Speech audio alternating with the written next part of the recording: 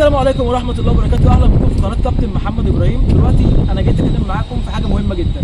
دلوقتي يا كابتن محمد، انا عندي ابني 5 سنين 6 سنين عاوز يمارس الرياضه. هل يا ترى الحديد ليه خطر عليه او هيسبب له اصابه او مش هيطوله او اي حاجه؟ انا جيت اجاوب عليك في كل الاسئله دي، واقول لك نصيحه: ممارسه الرياضه لابنك سواء ما كانتش حديد، سواء كانت كوره، سواء كانت جيم، سواء كانت اي حاجه، فده ليه عامل اساسي عن شخصيته وبيخليه يثق من نفسه وما بيبقاش عنده فرط حركه. انا جيت دلوقتي اجاوبك، هل يا ترى ابني يمارس الحديد او لا، او ايه التمارين اللي هو يتمرنها تنصحني بيها كابتن محمد؟ يلا بينا.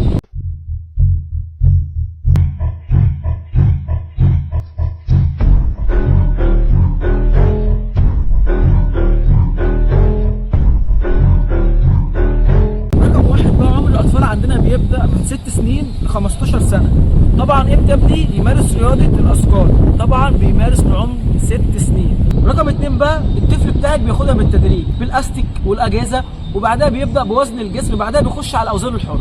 رقم 3 بقى، في بدايه التمرين بيبدا من 10 ل 15 عده، واول ما بيوصل ل 15 عده بسهوله ببدا ان انا ازود له الاوزان تدريجيا، ازود له من 1 ل 3 باوند، يعني من 1 ل 3 باوند يعني نص كيلو تقريبا. وطبعا ده على عكس الكبار، لان الكبار بتزيد قوتهم من 7 ل 8 تكرارات، الاطفال عكس الكبار. رقم بقى 4، نصيحتي ليك انت كأم: ما ينفعش ابنك يشيل اوزان تقيله، تمام؟ ويبعد تام في مرحله النمو عن لعبه الباور ليفتنج، تمام؟ رقم 6 بقى، الابتعاد التام عن رفع العده الواحده.